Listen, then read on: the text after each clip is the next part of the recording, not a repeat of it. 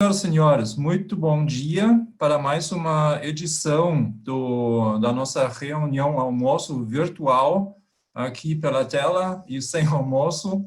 Então, essa já é a nossa quarta edição da nossa reunião almoço virtual neste ano, devido aos acontecimentos da pandemia.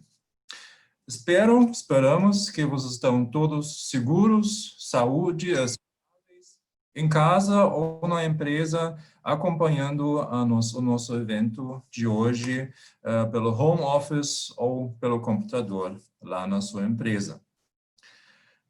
Também gostaria de agradecer a presença de todas as autoridades que estão junto conosco hoje.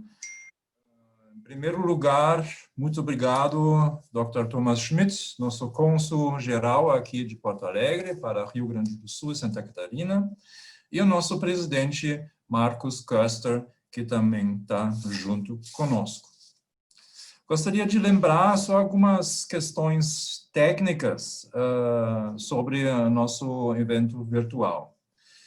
Todos os comentários, questões, vocês podem colocar no nosso chat, ou também na tela embaixo tem o campo QIA, Questions and Answers, então perguntas e respostas, que vocês podem também utilizar diretamente da nossa plataforma Zoom.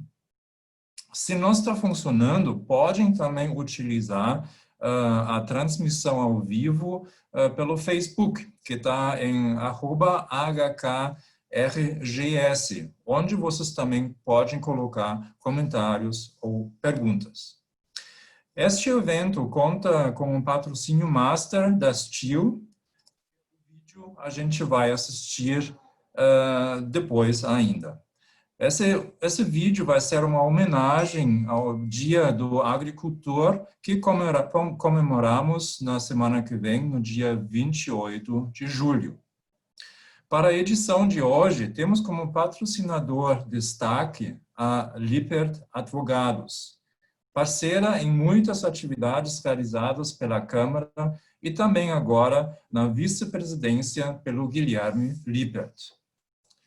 A Lippert Advogados, que tem o prazer de ser associada há mais de 55 anos da Câmara, conta com mais de 50 colaboradores internos, atende em todas as áreas do direito empresarial e tem amplo atendimento no Brasil e na América do Sul, por meio de mais de 34 escritórios aliados.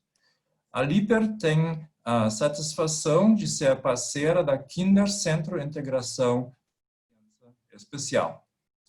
Guilherme Malman Lippert é o nosso vice-presidente, além de advogado de confiança do Consulado Geral da Alemanha em Porto Alegre. Temos outros patrocinadores também para nossos eventos neste ano. É a Asus Favorit, a Saur Equipamentos e a ThyssenKrupp Elevadores. E ainda contamos com o apoio do Jornal do Comércio. Justamente ontem, no dia 22 de julho, a Câmara completou 65 anos de existência no Rio Grande do Sul e estamos comemorando esta data durante todo o mês. Infelizmente, sem algum evento presencial, sem algum jantar de gala, mas através das nossas redes sociais, com algumas postagens em Facebook, Instagram e no LinkedIn. Tudo começou oficialmente no dia 22 de julho de 1955, na Associação Comercial de Porto Alegre, quando 25 pioneiros fundaram a Câmara de Comércio Teuto-Brasileira no Rio Grande do Sul. O primeiro compromisso da Câmara, recém-criada, foi recepcionar o investidor Rudolf August Oetker, detentor da maioria do capital da Companhia de Navegação Hamburguesa HSDG, atual Hamburg Süd. De 1955 para cá, muita coisa aconteceu. Já na década de 50, a Câmara realizava suas reuniões almoços na Sociedade Germânia. Não é à toa que o evento mais tradicional que realizamos foi adaptado para este novo cenário em 2020. Em 1981, com grande esforço, a Câmara organizou o 6º Encontro Econômico Brasil-Alemanha em Porto Alegre, um grande marco para a entidade que se repetiu em parceria com a Fiergs em 2018. Nas nossas redes sociais, lançamos uma campanha comemorativa onde a gente apresenta novos serviços, os benefícios em ser associado, a equipe de linha de frente da Câmara e outras informações sobre a nossa entidade. Durante este mês, estamos publicando depoimentos dos nossos diretores também, para festejar essa data importante. Durante este período de pandemia, após uma sugestão do nosso diretor, Jorge Lindemann, lançamos também a campanha Compre no RS, que tem o objetivo de apresentar associados genuinamente gaúchos para fomentar a economia local. Acompanhe-nos, nossos álbuns de fotos, de Facebook ou na timeline do LinkedIn para conhecer mais sobre os projetos da nossa Câmara. Convido vocês agora para assistir ao nosso vídeo pequeno, breve, comemorativo dos 60 anos, que teve a participação do Leandro, da Criação Carioca. Muito obrigado, Leandro. Film up.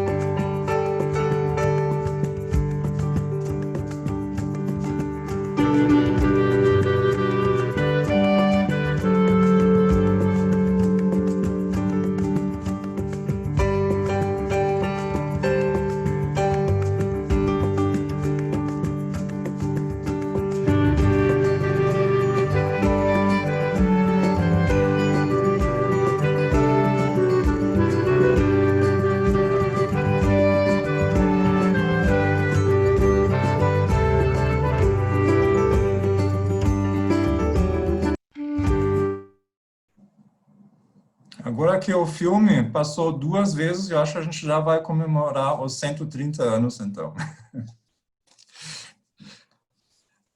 Só queria lembrar também que na semana passada, na quinta-feira, no dia 16, tivemos nossa Assembleia da Câmara, também uma novidade, então, a Assembleia virtual, onde foi feita a eleição da nova chapa da diretoria da Câmara. Novamente, o Marcos foi eleito nosso presidente da entidade e tivemos algumas mudanças também na diretoria. Então, para todos que se ingressaram agora na nossa diretoria, sejam bem-vindos e Marcos e o resto da diretoria, parabéns para mais um trabalho para os próximos 2 anos e muito sucesso para o trabalho. Estou vendo agora também o Paulo Webel, seja bem-vindo também, então, que vai fazer a nossa apresentação hoje. Mas, primeiramente, gostaria de passar para o Marcos para assumir agora a moderação do evento. Marcos, por favor. Muito obrigado, Dietmar. Então, bom dia a todos, muito bem-vindos aqui ao nosso almoço, reunião almoço virtual, né? E o almoço cada um faz o seu, né, por enquanto, mas daqui a pouco estaremos novamente nas nossas reuniões presenciais, assim que essa situação aí mundial estiver mais sob controle. Mas então queria saudar a todos, tá? A todos os participantes, aos nossos associados da Câmara, né? Lembrando que as inscrições estão sempre abertas, né? Não é necessário que a empresa seja alemã nem que tenha sede na Alemanha para ser associada, né? Apenas de que sejam empresas que tenham na sua visão de negócios, na sua visão, as relações de negócios, de investimentos, de conhecimento entre Brasil e Alemanha, né? Então todos são muito bem-vindos, né? Somos uma das 140 câmaras alemãs mundiais, né? Inclusive esse também é um benefício dos associados, né? De poder aproveitar dessa rede mundial, que são as câmaras que estão em vários países, né? Por exemplo, aqui Porto Alegre coordena a área de agronegócio no Brasil. Então nós temos um programa que envolve as câmaras do Brasil, Uruguai, Argentina, Colômbia, as outras eu não sei de cor aqui, mas a maioria, né, Dietmar, das câmaras aqui da América Latina, né? Então, isso são benefícios aos nossos associados, né? Queria também saudar aqui os nossos diretores presentes, participantes, né, pelo seu trabalho aqui junto à Câmara, a toda a equipe da Câmara, o nosso diretor executivo, aí o Dietmar, né, sempre à frente do dia a dia aí da Câmara, ao nosso cônsul-geral da Alemanha em Porto Alegre, Thomas Schmidt, muito bem-vindo mais uma vez, grande parceiro, né, das atividades da Câmara, né? E ao nosso palestrante, Paulo Ebel, está lá em Brasília, eu suponho, né, Paulo? E muito bem-vindo, obrigado pela presença. Eu acho que o momento assim não poderia ser mais interessante, né, para essa conversa aí contigo, né? Justamente quando está baixando um pouco o estresse aí de toda essa questão da pandemia, e agora retomam aí as pautas econômicas, né, com força, né, essa questão da eficiência do Estado, que é fundamental. Isso está muito na tua missão aí, né, Paulo? E então nós queremos te ouvir, né, sobre isso e depois fazer esse debate. Também queria fazer um agradecimento aqui aos nossos patrocinadores, né? Então a Steel, a Lippert, Favorit, Saur e ThyssenKrupp, né? Muito obrigado aí pelo apoio aí ao evento como patrocinadores, tá? Então o Paulo, ele é secretário especial da Desburocratização, Gestão e Governo Digital, né, do Ministério da Economia. Então vai ser bem interessante. Mas antes de chamá-lo, né, nós vamos passar a palavra aqui ao cônsul da Alemanha, Thomas Schmidt, para a sua saudação e algumas palavras. Herzlich willkommen. Ja, danke schön. Danke, Marcos, prezados Marcos, Dietmar, Paulo, prezados ouvintes. Primeiro, meus parabéns ao 65º aniversário da nossa Câmara, da nossa querida AHK, que era justamente no dia de ontem. E agora, prezado Paulo, conheço seu sobrenome desde a minha infância. Só que a pronúncia é muito diferente, não é Webel, é Übel. Minha tante Alice, a tia Alice, era casada com o Matthias Übel de Saarlouis, na Alemanha. É um sobrenome de Hunsrück. Você sabe disso. A tante Alice era muito querida por nós crianças. Ela tinha uma piscina aquecida no jardim, inclusive no inverno, o que era raríssimo na Alemanha daquela época. Por isso, até agora, o sobrenome de Übel é muito simpático para mim. Uma boa lembrança. Mas este não é o assunto de hoje, claro. Quando esta reunião almoço foi planejada, a ideia era só falar sobre desburocratização. Mas isso é difícil hoje, sem referência à atual pandemia. Na Alemanha, tivemos alguns meses difíceis. Durante este período, as nossas autoridades conseguiram diminuir a taxa de infecção, contendo assim o crescimento exponencial da doença. O vírus ainda não desapareceu, mas os números caíram bastante. Hoje foram ao redor de 500 infectados. E por isso não houve sobrecarga dos nossos hospitais. Agora, sobre a retomada da economia. A Alemanha e o Brasil não podem ser comparados. Porém, acho que algumas experiências da retomada alemã merecem ser citadas. Na Alemanha, as condições para combater a crise da saúde e a recessão foram mais favoráveis do que aqui. Sabemos disso. Mesmo assim, a Alemanha está passando pela pior crise econômica desde a Segunda Guerra Mundial. Mas a situação não é totalmente desanimadora. A situação fiscal na Alemanha estava boa, pois já havia sido reduzida sua dívida. Isso deu margem financeira para medidas para impulsionar a economia, tão necessárias agora. Nós alemães adoramos palavras largas. Vocês sabem disso. Então, não se surpreendam com a nossa lei para Wirtschaftsstabilisierungsfonds do mês de março.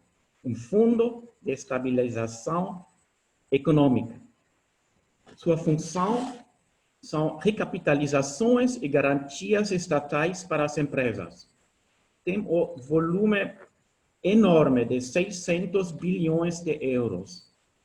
No início deste mês de julho, a Comissão da União Europeia aprovou a criação deste fundo. E uma coisa necessária do nosso sistema, esta aprovação.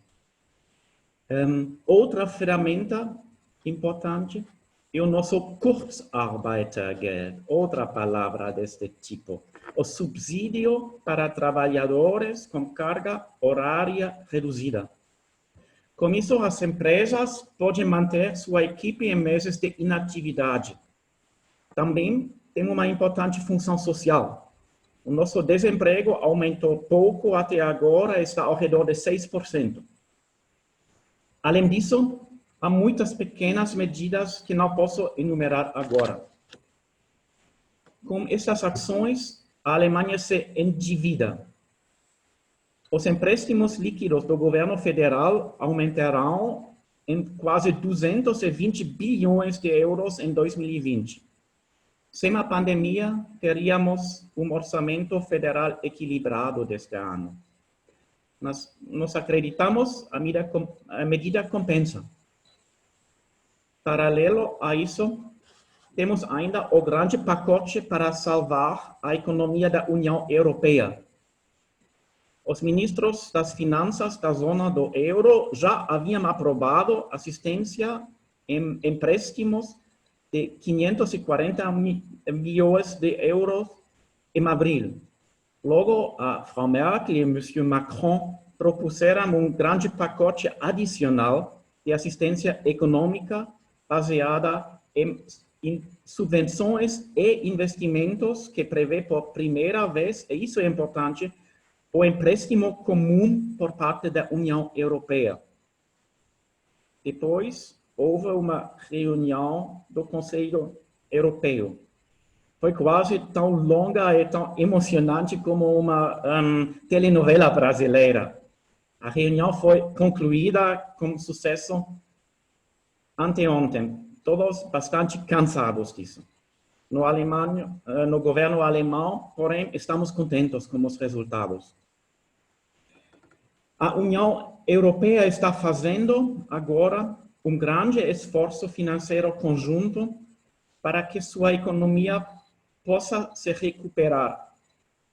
Os chefes de governo criaram um pacote de apoio europeu emergencial de 750 bilhões de euros, em parte de financiamentos, em parte, e isso é novo, como já disse, de subsídios. Isso beneficiará os países que mais sofreram no sul da Europa. Ao mesmo tempo, vai beneficiar as tecnologias de ponta. E isso é muito importante para a Alemanha. Agora, ainda é necessária a aprovação do Parlamento Europeu. Isso promete ser mais uma continuação da telenovela. Porém, eu não consigo imaginar um fracasso. Sabemos todos que a recuperação europeia não pode ser alcançada individualmente.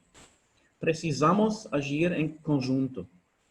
Na europeia, apenas o governo britânico está pensando de outra maneira.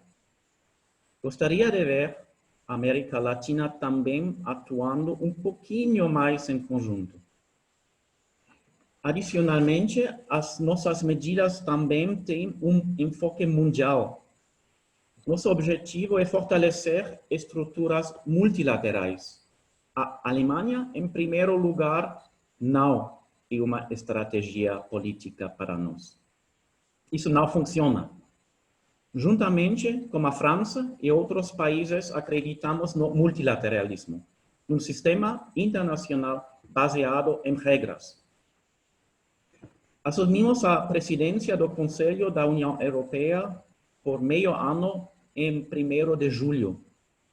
Em janeiro, seria interessante realizar mais uma reunião almoço com comida física, por favor, sobre os resultados da política econômica sobre a presidência alemã. Então, poderemos ver se tivemos sucesso econômico, se estamos superando as consequências econômicas negativas da pandemia e se estamos também chegando a uma redução de burocracia em nível europeu tão desejada. Agora, Paulo, estou ansioso pela sua visão e agradeço a atenção de todos. Muito obrigado.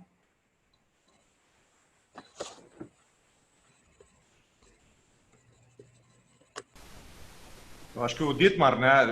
Muito obrigado, Thomas, pela visão importante aí inclusive esses paralelos, já que a pandemia ela tem um cronograma territorial, né? Então acho que é importante a gente acompanhar isso e ver que apesar de toda a crise, de toda a complicação que isso traz, existem soluções, né, que vêm sendo adotadas, né, com maior sucesso em alguns lugares e não tão bem em outros, né, mas é sempre uma oportunidade. Dietmar, precisaria ainda falar uma palavrinha antes de nós chamarmos o Paulo, né? Isso, Marcos. Obrigado. Obrigado, Thomas, também pelas suas colocações. Agora parece que os problemas técnicos foram resolvidos, então gostaríamos de passar rapidamente o vídeo do nosso patrocinador master, a Stihl, homenageando o Dia do Agricultor, que vamos comemorar na semana que vem, no dia 28. Por favor.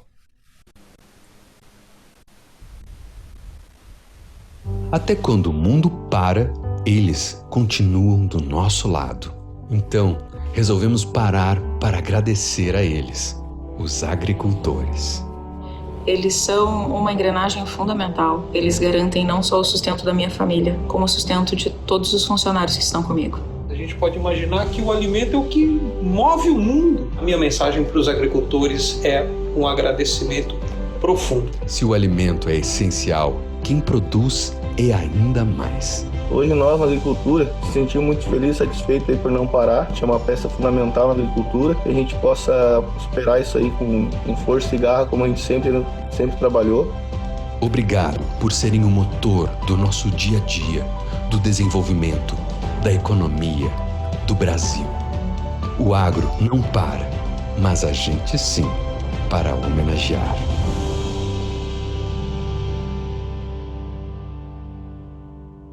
Stihl.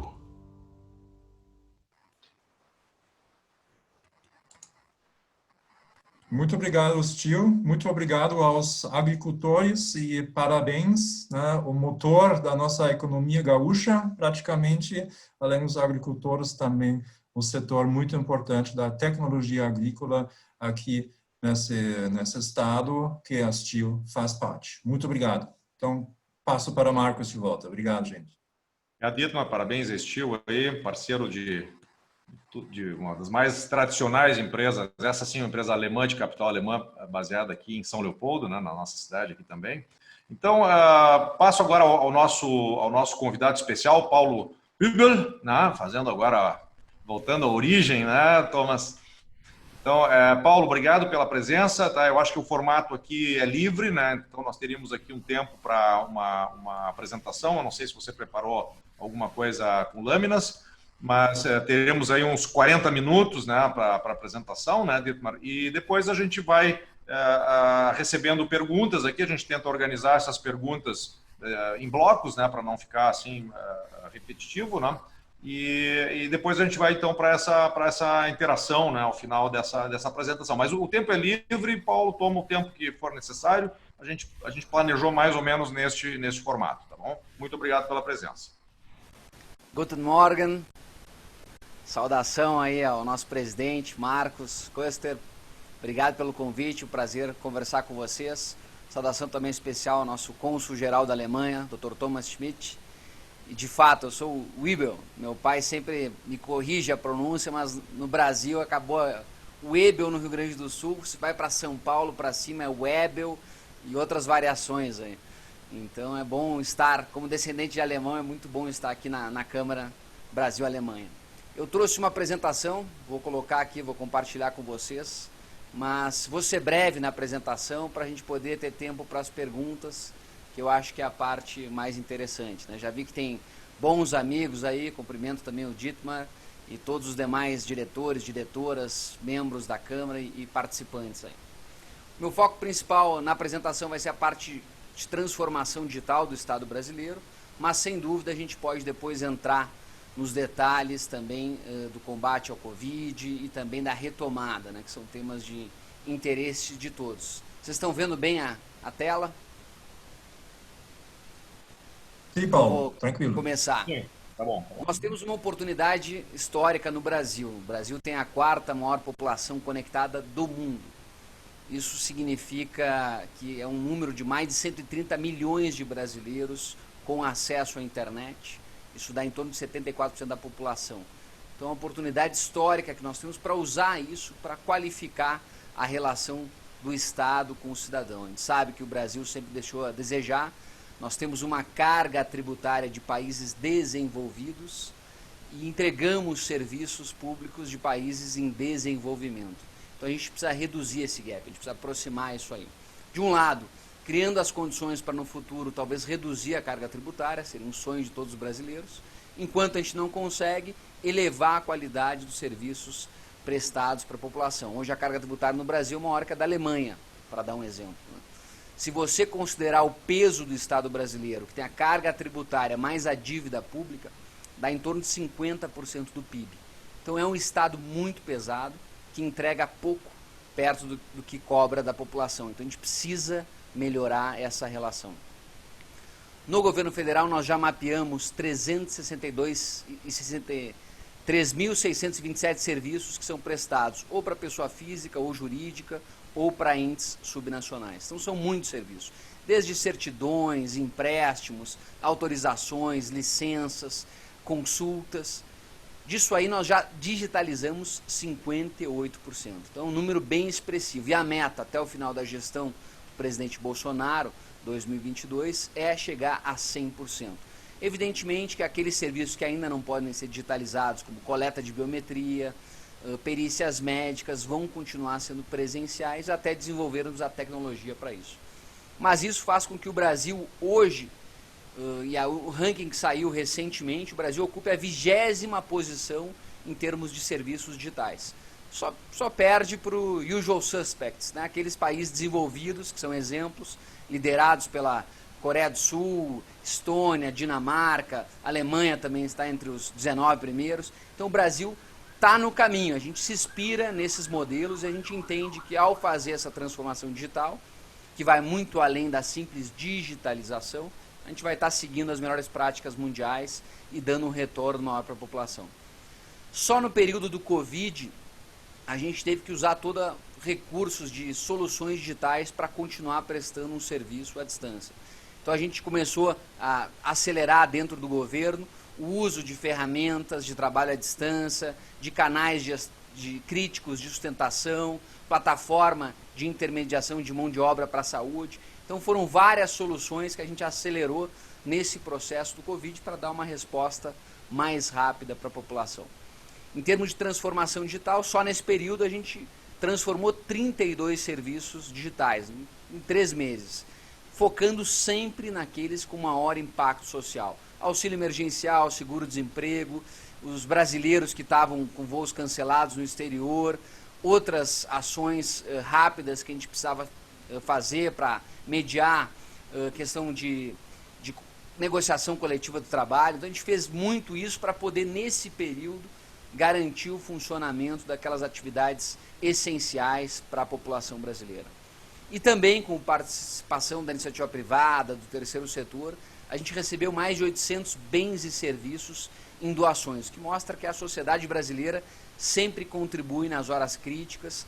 Isso inclui ferramentas digitais, capacitação online, tecnologias para auxílio de saúde física e mental. Então a gente conseguiu viabilizar isso aí em cima de plataformas digitais que foram criadas nesse período. E muito além disso, e é um trabalho que na nossa opinião é um legado, é o trabalho de fazer os brasileiros migrarem para o digital. Então hoje nós temos 70 milhões de brasileiros que já têm o cadastro digital no login único do governo federal. Então essa é uma ferramenta para facilitar. Antigamente, cada site do governo federal, a gente tinha em torno de 1.500 sites, o governo federal tinha, com todas as empresas estatais, fundações, autarquias, tinha mais de 1.500 sites.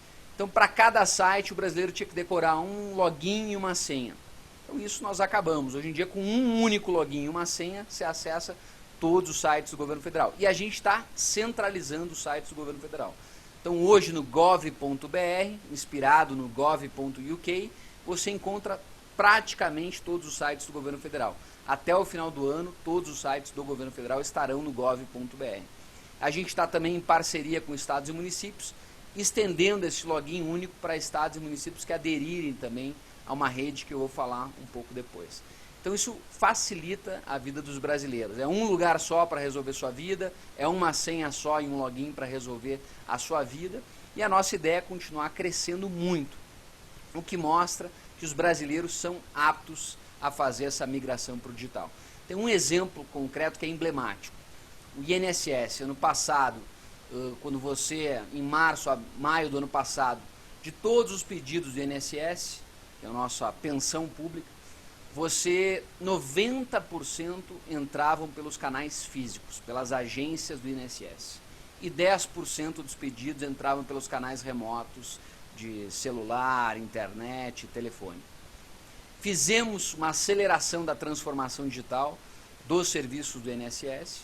Em torno de 90 serviços foram levados para o formato digital. 6 meses depois, inverteu essa curva. 10% dos pedidos entravam pelas agências, 90% dos pedidos pelos canais remotos, celular, internet e também telefone. Ou seja, o brasileiro, mesmo pessoas que teoricamente mais velhas ou pessoas na base da pirâmide, fazem essa migração porque o conforto é muito maior. Você tem acesso 24 horas por dia, 7 dias por semana, 365 dias por ano. Então, vale a pena, é um investimento que se paga muito rápido.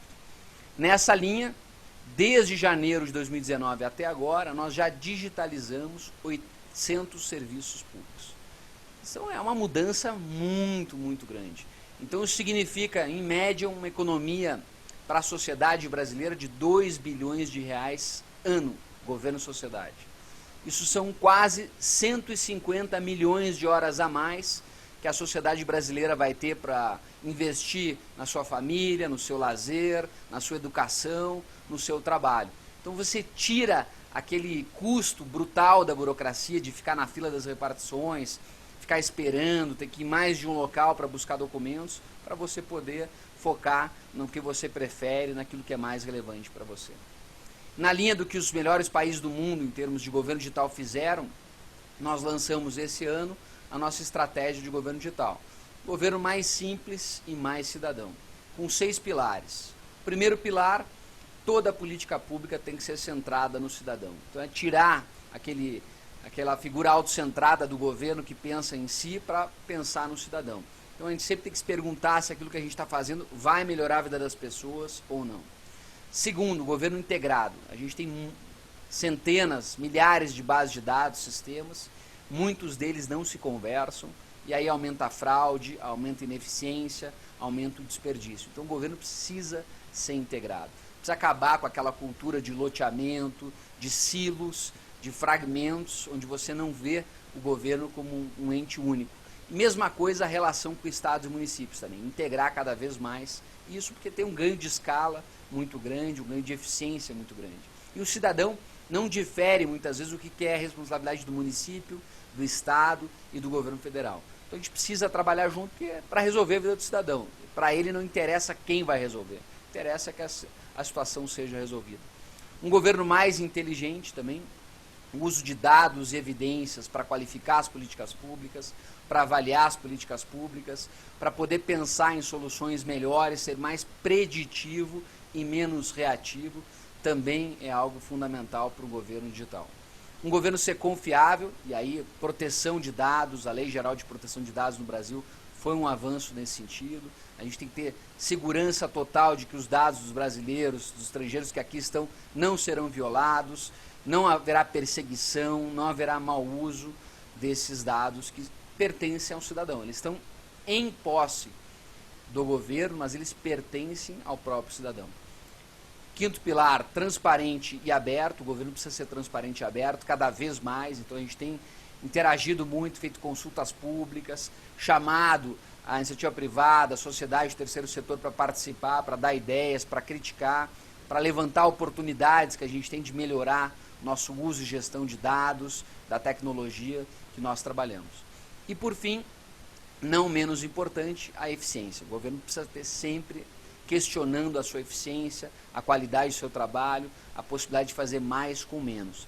Principalmente numa situação de desafio fiscal que nós temos agora. Já era grande, com o Covid aumentou ainda mais esse desafio fiscal, então o governo realmente precisa focar na eficiência e na melhoria das suas finanças.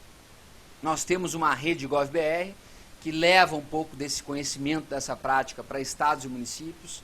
Inclusive o estado do Rio Grande do Sul foi o primeiro estado a aderir à rede GovBR, com o governador Eduardo Leite, o secretário Cláudio Gastal.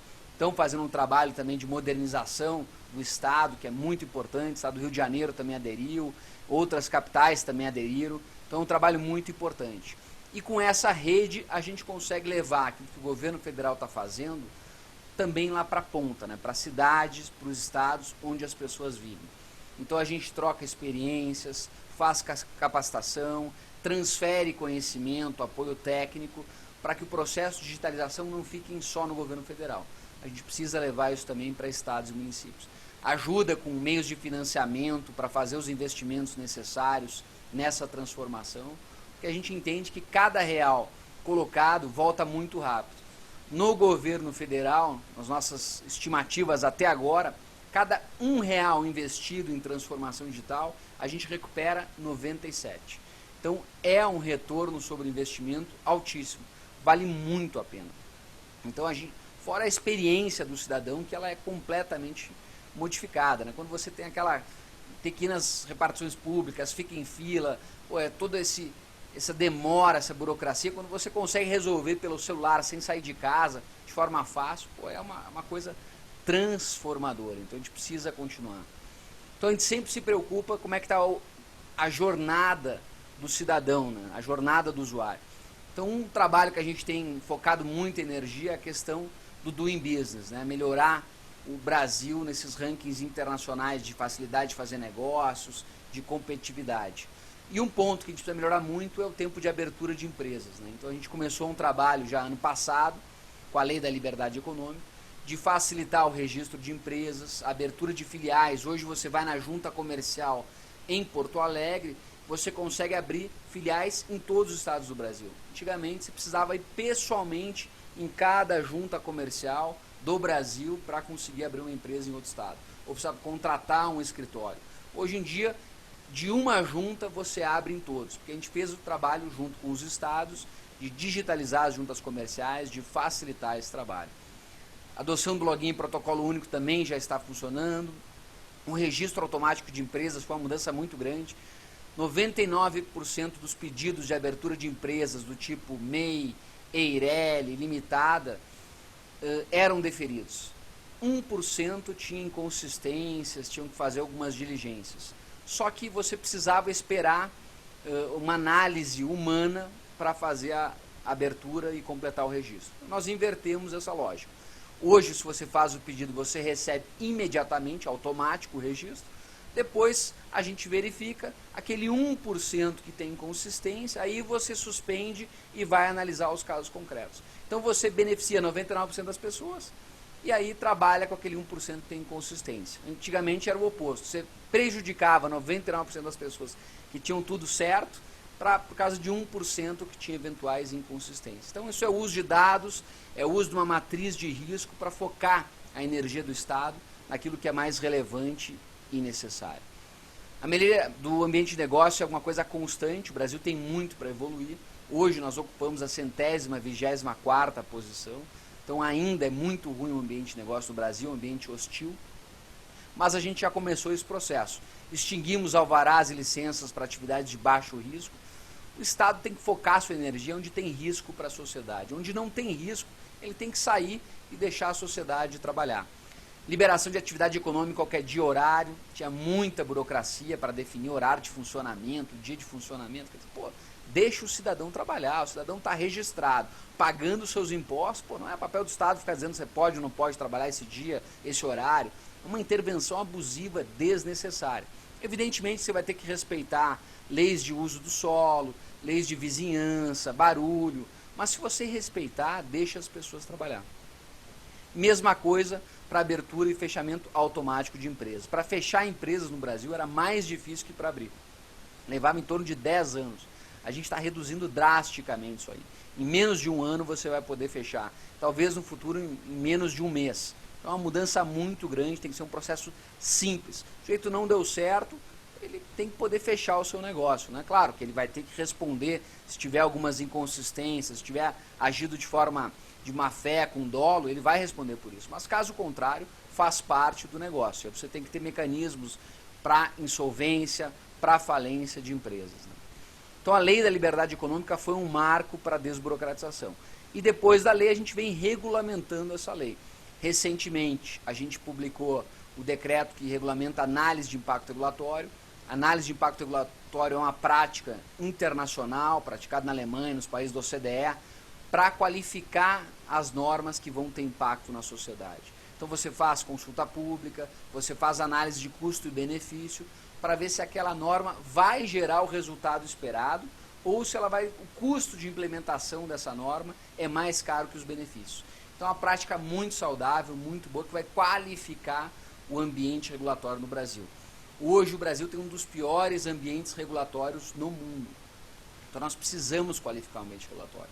Hoje é um emaranhado de normas, leis, regulamentos, portarias, instruções normativas que criam uma insegurança jurídica brutal. Os estrangeiros que vêm para o Brasil não entendem, é uma loucura empreender no Brasil. Então, também como parte da Lei da Liberdade Econômica, nós publicamos ano passado um decreto de revisão normativa. O governo federal vai ter que revisar todas as suas normas infralegais abaixo do decreto.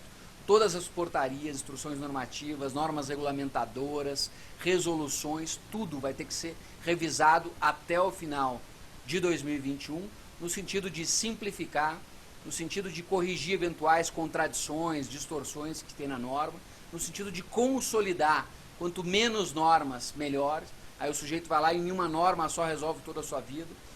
E também de criar menos tipos normativos. Antigamente tinha vários tipos, agora a gente vai ter instrução normativa, portaria e resolução. Antigamente tinha 40 tipos normativos. Então isso dificulta muito a vida das pessoas. Isso vai ter que estar centralizado em um único site, no gov.br, todas as regras. E todos os órgãos vão ter que dizer todas as regras que estão em vigor e aquelas que não estão em vigor. Porque, não sei se o Dr. Thomas sabe, mas no Brasil, até o final da década de 90, todas as revogações de normas, elas eram feitas de forma genérica. Revogam-se os dispositivos em sentido contrário. Depois, a partir da década de 2000, começou a ser revogação expressa. Você tinha que indicar qual artigo, qual lei, qual norma que estava sendo expressamente revogada. Só que você ficou com um limbo jurídico. Todas as normas editadas no Brasil até o final da década de 90, você não sabe objetivamente o que está e o que não está em vigor. Imagina isso para um cidadão, não saber quais são as regras do jogo. Então o primeiro passo é o governo dizer claramente, e isso está dentro da revisão normativa, é dizer aquilo que existe e que está em vigor. Aquilo que não está vai ter que ter revogação expressa. para não deixar dúvida, para você não deixar uma carta na manga do fiscal que vai chegar lá e vai dar pegadinha, surpresa no cidadão. Isso é inconcebível, é incompatível com o Estado Democrático de Direito. Você precisa conhecer as regras do jogo. E a Lei da Liberdade Econômica trouxe isso. Além disso, trouxe um regulamento para digitalizar e descartar documentos, que era um outro imbróglio no Brasil, não existia isso aí. O pessoal fazia a transformação digital, mas guardava um arquivo com todos os documentos. Pô, vai que o Estado brasileiro não aceita a digitalização. Não, agora, se você fizer dentro dos padrões técnicos, você pode descartar os documentos. Claro, evidentemente, se tiver valor histórico, não, mas se não tiver, que é 95%, você vai poder descartar. Então, isso vai trazer muito mais eficiência, muito mais segurança. Um outro avanço importante da Lei da Liberdade Econômica foi a questão de normas técnicas internacionais. Você tem várias organizações que fazem normas técnicas internacionais. Só que no Brasil, o Brasil fazia uma jabuticaba. Ele pegava um pouco da norma internacional, aí mudava um pouco para o mercado local, e aí tinha uma regra que só existe no Brasil. Uma especificação técnica só dos brasileiros. Como se nós fôssemos um povo diferente, aqui as regras internacionais não valem. Agora a gente fez um decreto onde, se você identificar que alguma norma brasileira técnica ela é incompatível com as melhores normas internacionais, você pode obrigar o órgão a analisar e rever essas normas. Por quê? Porque o Brasil tem que ter as normas internacionais. Não adianta criar reserva de mercado, não adianta criar jabuticabas brasileiras. O Brasil tem que trabalhar, fazer o tema de casa e ser competitivo. Então a gente tem que se organizar para isso. Então, sem puxadinho, sem querer ter atalho e sem enfrentar os nossos problemas. A gente precisa enfrentar. Agora a gente tem investido muito no ecossistema de identificação digital. A gente tem um projeto para lançar no final desse ano, início do ano que vem, a Identidade Digital Nacional. Vai ser um grande avanço no Brasil. Também vamos lançar meios de pagamento digital, liderados pelo Secretaria do Tesouro, PagTesouro. Você vai poder ter toda a jornada do cidadão em formato digital. E para isso a gente vai ter que também trabalhar com a identidade. A identidade digital vai facilitar muito a vida do cidadão. Hoje você tem vários documentos, vários números, várias bases que não se conversam. Então a gente vai criar uma interoperabilidade entre as bases, você vai ter já tem um número universal, que é o CPF, e você vai ter um documento digital onde você vai poder anexar todos os demais documentos. Carteira de motorista, CPF, documento do veículo que já está em formato digital, diploma, e dali você vai poder, com o seu consentimento, enviar o seu cadastro automaticamente para qualquer instituição, empresa, clube. Então você não vai precisar gastar energia fazendo cadastro. Você vai conseguir também obter ali, a partir do ano que vem, todas as suas certidões negativas, e você vai poder autorizar com consentimento seu o envio direto dos bancos de dados oficiais do governo para qualquer um.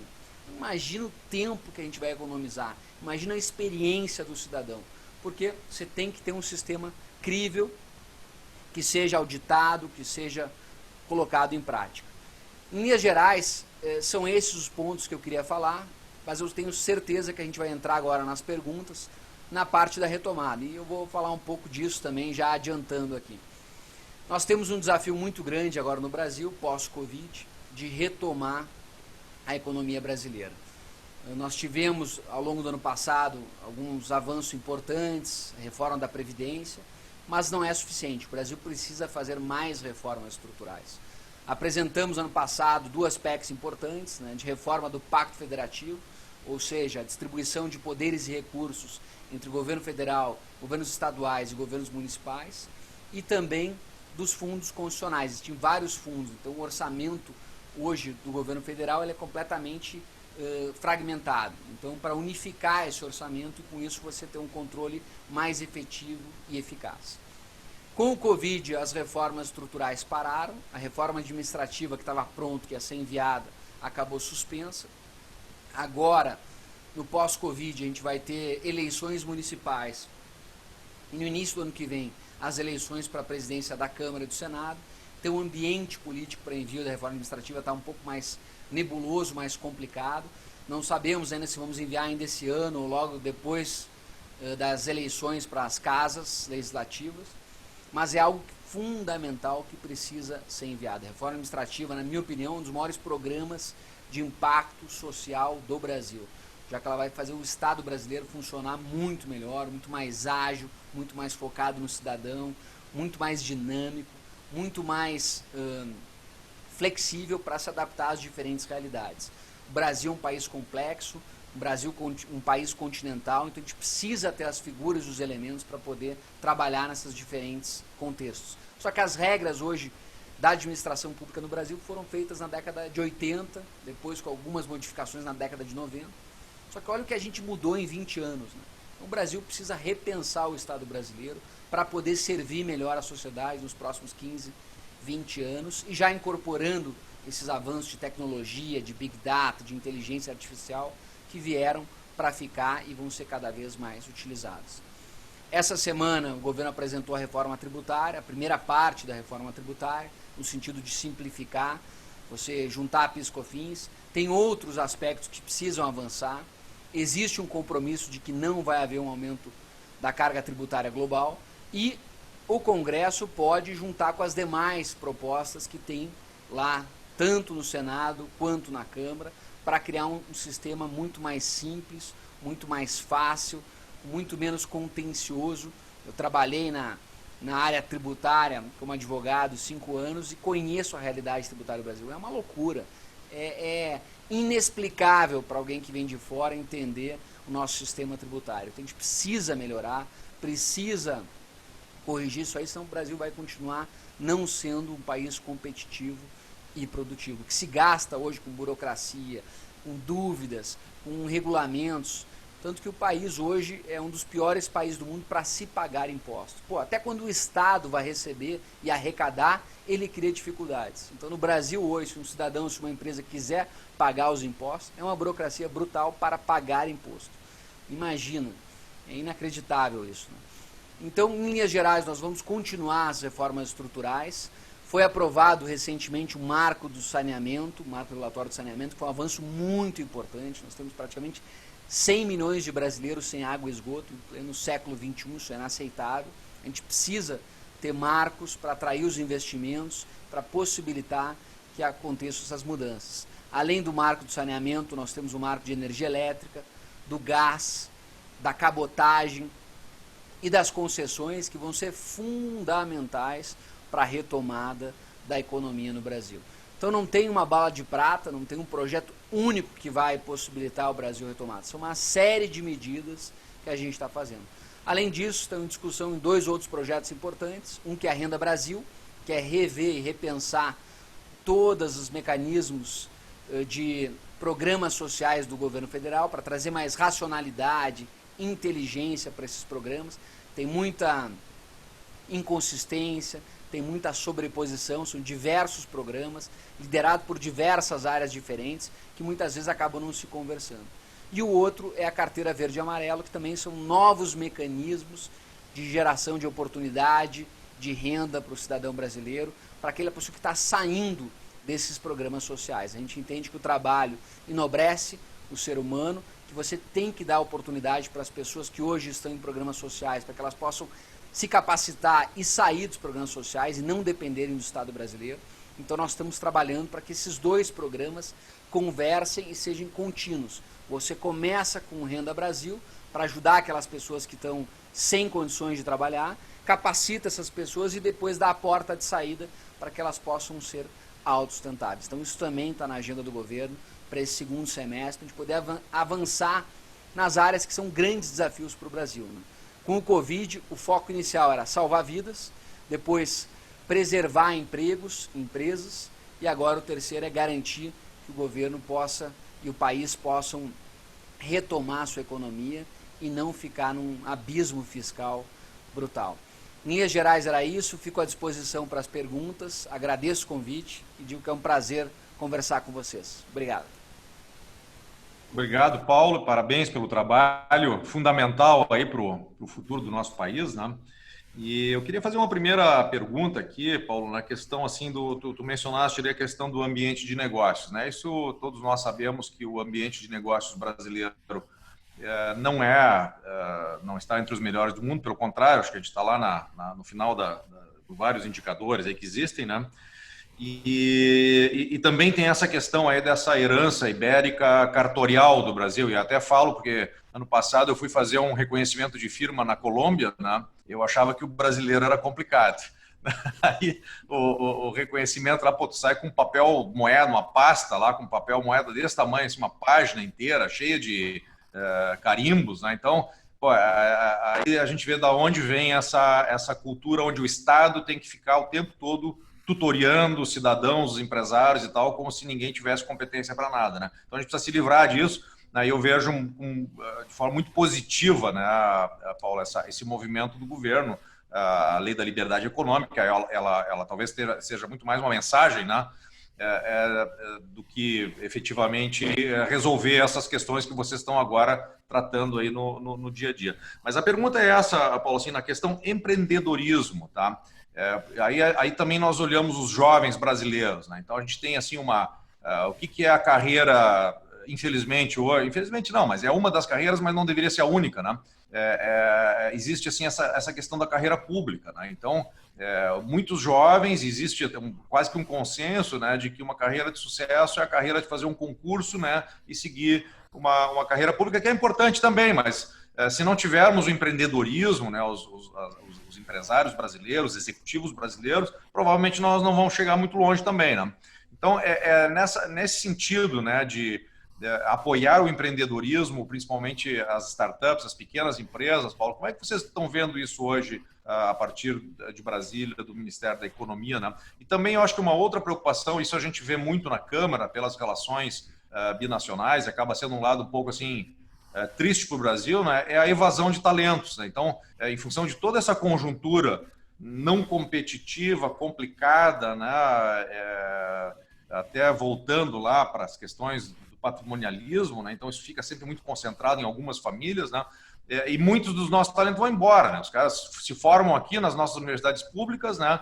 Pessoas talentosas, brilhantes, e aí vão, né, para a Europa, para a Ásia, para os Estados Unidos, né? E fazem a contribuição lá, né? O que eu acho que é um péssimo negócio para o Brasil, né?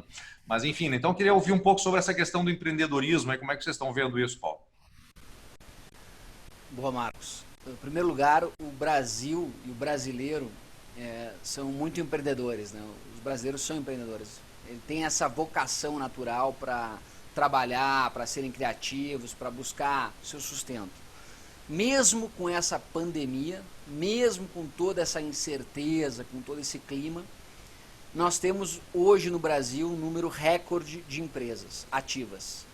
Então, são mais de 18 milhões de empresas ativas no Brasil. Então, mesmo depois da pandemia, que teoricamente a gente achou que o número absoluto de empresas ativas no Brasil ia cair, você teve mais empresas abrindo do que empresas fechando. Então, isso é inacreditável, né? Então, o brasileiro realmente é resiliente, é empreendedor, gosta de empreender. O que nós precisamos fazer é reduzir o peso do Estado, reduzir a burocracia, reduzir a dificuldade, né? Porque se não bastasse os desafios de empreender, que são muitos, o Estado ainda parece que piora a vida do cidadão. Vai lá e coloca como o ministro Guedes sempre falou, uma bola de ferro num pé, prende a mão do sujeito atrás e manda ele correr para competir com os chineses, com os europeus, com os americanos. Então, assim não tem como dar certo. Então, o Estado precisa rever o seu custo, o seu peso e a sua forma de atuar. Isso passa por acreditar mais na sociedade, isso passa por reconhecer o princípio da boa-fé, de que o cidadão está de bem. E aí a lei da liberdade econômica trouxe vários aspectos nisso aí. Então ela realmente cria uma série de direitos para todo empreendedor brasileiro. E direito para trabalhar em qualquer horário, para começar o seu negócio sem alvará. Porque antes, para você montar uma costureira, começar a trabalhar na sua casa, precisava de um alvará. Isso é uma loucura. O cara, se ele quer trabalhar na casa dele, não tem risco nenhum para a sociedade, você vai criar uma burocracia para ele poder trabalhar. Então não faz sentido nenhum. Mas evidentemente que é uma cultura que leva um tempo para mudar. Mas eu vejo com muito bons olhos uma geração que tem muito empreendedora, a questão da tecnologia, o brasileiro gosta da tecnologia, ele adota rápido essas medidas. Ele não tem dificuldade em se acostumar. Então hoje o Brasil é um dos maiores lugares do mundo em termos de uso de redes sociais, em termos de uso de meios de comunicação digital. O Brasil cresce muito rápido, assim. Então, é um excelente ambiente. O que a gente tem que fazer é facilitar. O governo federal está trabalhando, junto com o Congresso, no marco regulatório de startups. Então, a gente sabe que hoje o startup do Brasil, eu trabalhei nesse setor, é um meio difícil. Para você receber um investimento é muito complicado, você tinha que usar outros meios, criava um contrato de mútuo, conversível em ações, era todo um jeito que você tinha que dar para poder fazer um investimento sem criar um passivo futuro. Então a gente está nesse marco regulatório de startups, foi liderado pelo secretário Carlos da Costa, conversou com todas as principais entidades de venture capital, de private equity, de anjos, investidores anjos, para poder entender quais eram os principais gargalos e com esse marco regulatório resolver a grande parte deles. Então vai ser muito mais fácil no Brasil você ter uma startup, você receber investimento, você poder criar stock options, poder criar participações, poder trazer gente, talentos para isso aí. A questão da evasão de talentos é um fato, né? Quanto pior o ambiente de negócio de um país, maior o incentivo para você ir para fora. Quanto maior a violência num país, maior o incentivo para você ir para fora. Então a gente precisa atacar cada um desses problemas. Na parte da violência, o governo federal tem investido muito isso aí, combate ao crime organizado, tráfico de armas, de drogas. Então tem apreensões recordes, o número de assassinatos caiu muito no Brasil, de latrocínio caiu muito no Brasil, Rio Grande do Sul aí, especialmente, o trabalho do grupo Floresta, muito importante, do governo do estado, investimentos. E aí você, num ambiente mais seguro, você muitas vezes não precisa ir para fora, porque isso acontece muito. Eu tive vários amigos meus, pessoas brilhantes, talentosas, que foram para fora porque sofreram um assalto, um sequestro, ficaram traumatizadas com isso no país e foram para fora. Outros vão por oportunidade de trabalho, então você consegue lá fora, às vezes, ter mais oportunidades. O que a gente precisa no Brasil é fazer o tema de casa, é fazer as reformas estruturais, melhorar os marcos regulatórios, trazer mais segurança jurídica, e aí o Poder Judiciário tem um papel fundamental de honrar contratos, de garantir que sejam cumpridas as regras, porque daí você tem um ambiente onde a gente vai atrair investimentos e os brasileiros vão ver, não vale a pena ir para fora, porque aqui eu tenho oportunidade de trabalho, aqui eu tenho segurança, aqui eu tenho qualidade de vida. Então o Brasil, fazendo o tema de casa, é muito difícil a pessoa querer sair do Brasil, porque daí você vai ter tudo aqui, é um país maravilhoso, você tem um clima ótimo, você tem uma população super acolhedora.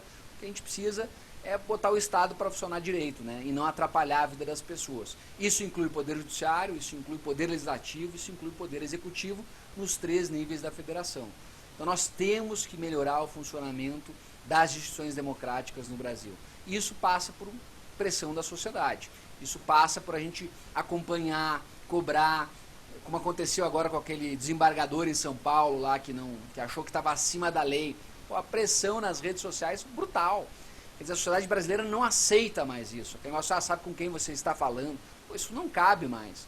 A lei tem que ser igual para todos. Não interessa quem você é, qual é a sua conta bancária, sua cor, sua família. Se você fez coisa errada, tem que ser punido.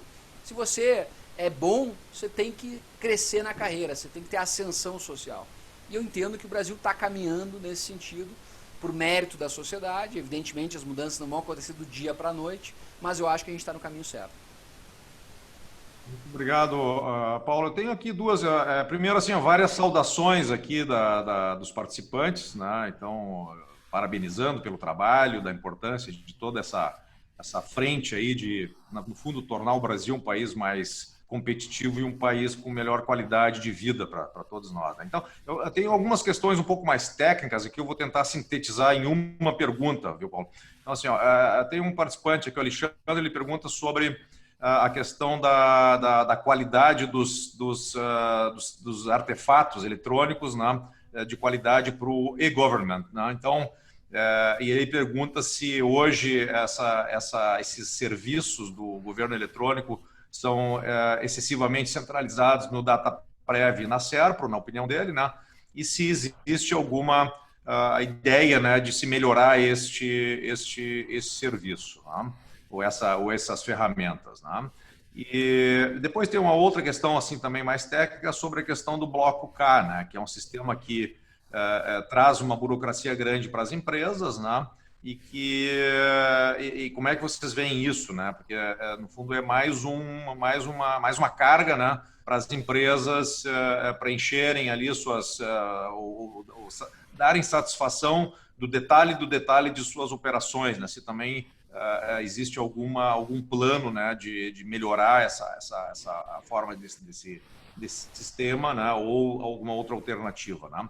Então, essa específica sobre a questão do E-Social e do Bloco K, né, porque é considerado aqui pelo participante aqui como burocracia aí para empresarial, né? Primeiro, sobre TI. Existe uma concentração muito grande do governo no Serpa Dataprev, são 2 empresas estatais, e aí, por serem empresas do governo federal, acabam tendo um diferencial competitivo, né, que a gente chama assim, mas a ideia do governo é abrir para cada vez mais players, mais tecnologia, mais competição. A gente fez uma ampla negociação com os principais fornecedores do Estado brasileiro, reduzimos contratos, melhoramos as especificações, tivemos uma redução média de 20% nesses contratos, e a ideia é ampliar, é você criar mecanismos para poder receber propostas, fazer provas de conceito e não ser dependentes dessas empresas. Essas 2 empresas estão no Programa Nacional de Desestatização. A ideia é que elas sejam desestatizadas, ainda não sabem o modelo, como vai ser, mas elas estão no plano do governo, porque a gente entende que você deve ter empresas privadas concorrendo em igualdade de condições e não empresas estatais com privilégio de acesso. Acho que não é bom para ninguém, não é bom para os funcionários dessas empresas, não é bom para o governo e não é bom para o país. Evidentemente que tem uma discussão de bases de dados, aquela questão de segurança nacional, de quem vai fazer a gestão dessas bases de dados, mas a gente entende que existem mecanismos hoje que você pode garantir a segurança nacional, a privacidade dos dados, mesmo uma empresa sendo privada.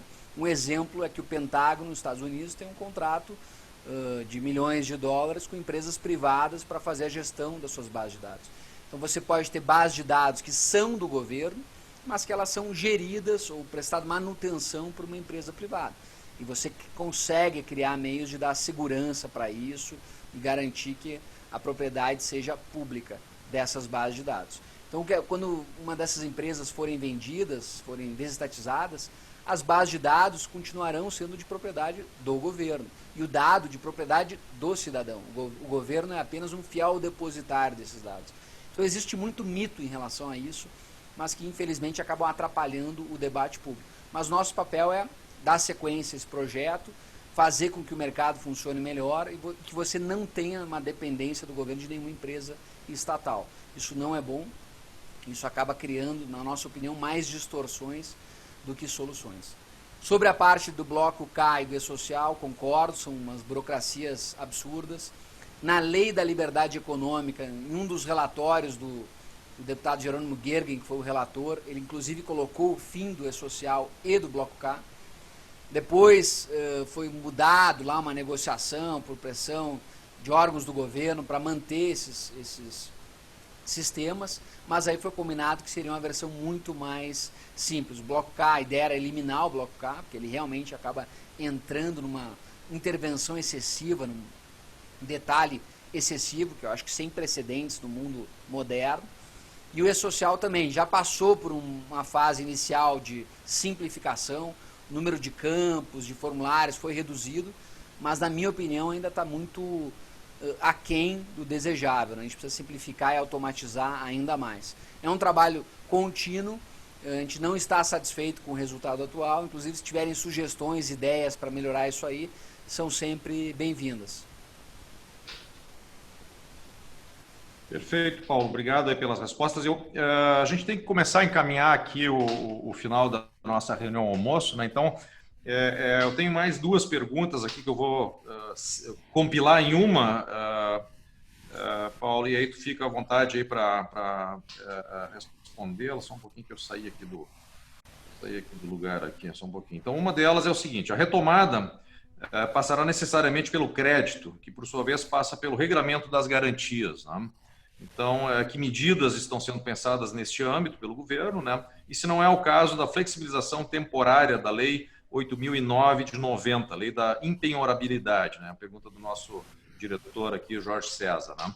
Tem uma outra aqui também nessa área da retomada, Paulo, com relação só um pouquinho, que agora andou aqui a tela. Que medidas que o governo pretende adotar para incentivar a recuperação da indústria nacional? Então, essas duas eu encerraria aqui as perguntas, né? Depois, não sei se o Thomas quer fazer ainda algum comentário, alguma pergunta ao Paulo. Thomas? Então, já encaminha essas duas e aí no final, após essa, a gente já encaminha ao nosso encontro aqui, Paulo. Vou responder as duas juntas, tá? A CPEC, que é a Secretaria Especial de Produtividade, Emprego e Competitividade, liderada pelo Carlos da Costa, fez um levantamento no passado, em parceria com o Movimento Brasil Competitivo e outras organizações, para avaliar o custo Brasil. E aí foi feito um estudo lá comparando todas as situações do Brasil versus os países da OCDE. Aí chegaram à conclusão que o custo Brasil é em torno de 1 trilhão e 600 bilhões de reais ano, distribuído em várias áreas. Custo de energia, insegurança jurídica, a questão da burocracia, tempo de abertura de empresas, a parte de resolução de contratos, execução de garantias, etc, etc. A partir desse estudo, o governo federal está trabalhando em projetos para atacar cada um desses gargalos. Então, você tem lá medidas de desburocratização para a construção civil, para a saúde, para a educação, questões gerais e questões setoriais. E aí entra a questão das garantias. O Brasil realmente tem um sistema de garantias que deixa muito a desejar, dá para melhorar muito. Existem propostas para revisar a questão da impenetrabilidade. Você tem hoje o bem de família que, o sujeito pode ter uma casa de 10 milhões é o bem de família. Então a gente quer botar um cap. O sujeito vai ter uma casa de até X mil. A partir daí, se ele tem uma de 10, vai mudar para uma de 100 mil, 200 mil, 300 mil, 500 mil. E a diferença se executa para os credores. Vai dar muito mais dinamismo na economia. Então a gente está trabalhando para corrigir essas distorções. De novo, eu acho que organizações como a Câmara devem mandar sugestões, se tiver propostas, quanto mais específica, objetiva for, melhor. Eu sempre digo para a pessoa, sugere como é hoje, sugestão de redação e por que ela é bom para o país, para o Brasil. A gente não trabalha com sugestões que é bom para a minha empresa ou para o meu setor, a gente quer uma coisa mais ampla, né? Porque senão fica depois aquela briga setorial, cada um querendo puxar a brasa para o seu lado e a gente não tem uma visão de país. Mas, sem dúvida, isso vai ter reflexo em todos os setores, inclusive na indústria. A reforma tributária, primeira parte apresentada, também vai beneficiar a indústria. Redução de custo Brasil também vai beneficiar a indústria. E aí nós entendemos que a gente não quer voltar para como era no passado, aquela ideia de picking winners. É você fazer setores estratégicos onde o governo vai lá, escolhe quem são os agentes e joga dinheiro para aqueles enquanto todos os demais ficam na lama. A gente entende que tem que melhorar o campo para todo mundo. Tapar os buracos, arrumar a grama. Não interessa se você é A, B ou C, se você é importante, se você não é importante, se você é do setor A, B ou C. Tem que melhorar o ambiente de negócio para todos. Então o governo não quer trabalhar com políticas setoriais, ele quer trabalhar com melhorias gerais. E distorções, se existem distorções, vamos corrigir, mas vamos corrigir para todos. Então a gente não acredita no modelo de como foi no passado, onde você fica elegendo campeões e, em contrapartida, deixando toda a população, a maior parte da população, como perdedores.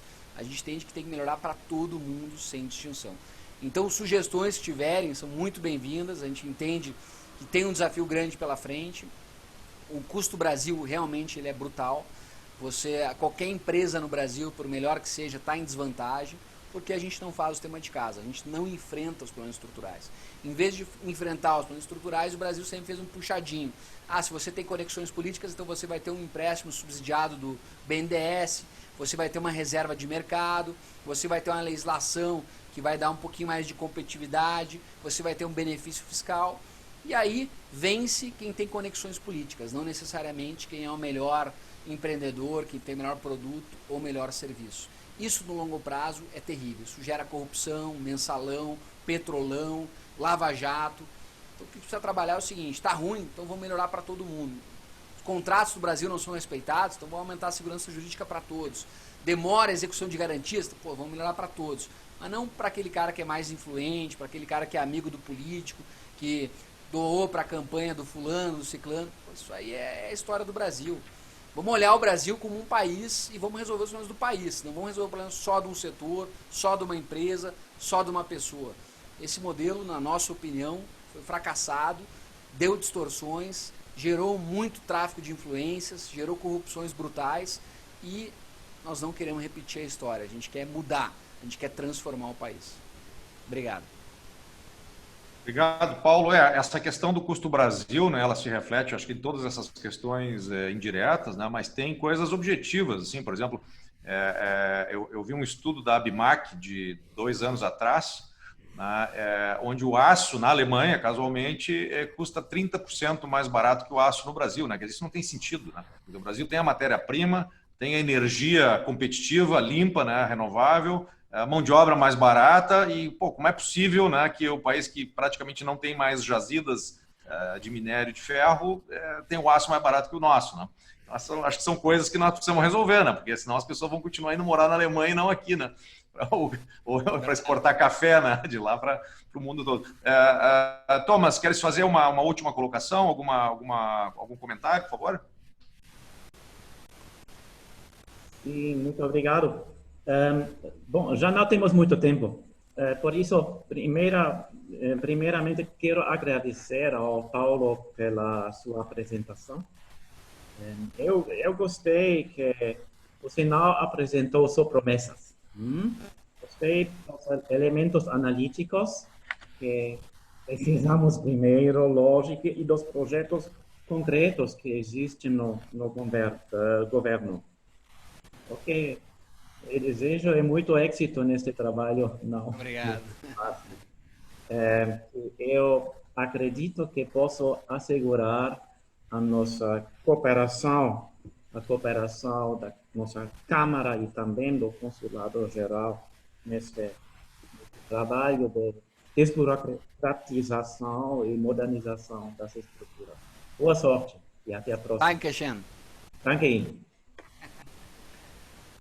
Muito bom. Então nós vamos nos encaminhar para o final agora, Paulo. Muito obrigado, parabéns pelo trabalho, tá? Muito boa sorte aí nessa jornada hercúlea, né? Que é melhorar essas condições competitivas aí do Brasil. Aqui pela Câmara, eu acho que a provocação está aceita, Paulo, tá? Nós vamos trabalhar nessas questões, assim, porque as empresas elas precisam ser competitivas no ambiente global, mesmo as multinacionais, né? Então, que tem bases em vários países, isso a gente vê também no dia a dia aqui, empresas que têm operações no Brasil e em outros países, e às vezes é até constrangedor alguns requisitos não competitivos que nós temos, né? Então, a gente certamente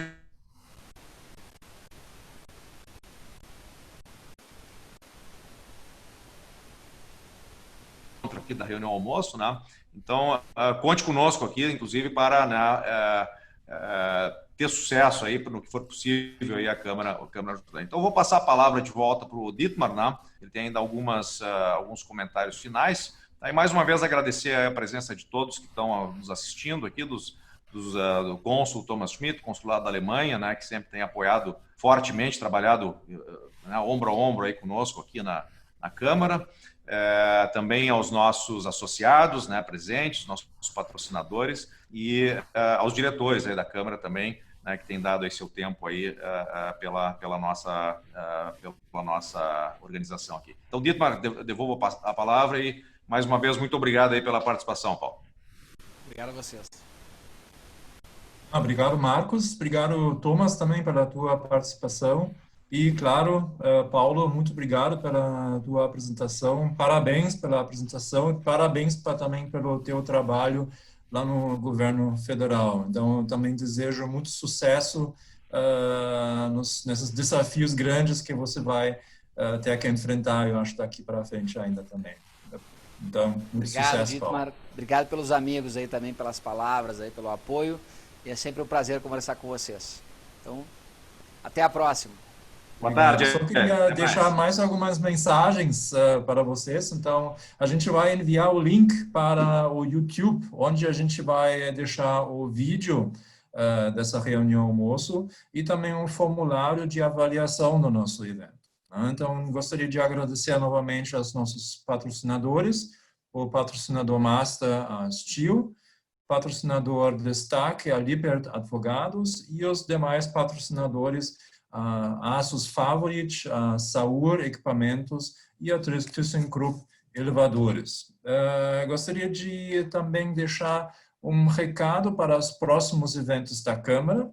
Na próxima terça-feira acontece o último encontro marcado temático, promovido pelo nosso Comitê de Baucultura. Vai ser no dia, terça-feira vai ser dia 28, às 11 horas, com o tema Projeto Casa Saudável, edital do Conselho de Arquitetura e Urbanismo do Rio Grande do Sul, e nosso palestrante vai ser o Thiago Holzmann, o presidente da CAL-RS. Em agosto, a gente teremos uma série especial de webinars promovido pelo Comitê Jurídico, e também sempre nas terças-feiras, sempre às 11 horas, e o primeiro encontro vai acontecer no dia 4 de agosto, sobre gestão de empresas terceiras, com a advogado Adriano Dutra de Silveira. Então, para acompanhar todas as atividades da Câmara, os eventos, convido vocês para curtir, para compartilhar as postagens das nossas redes sociais, no @AHKRGS, pelo Facebook, LinkedIn, Instagram, Twitter e YouTube.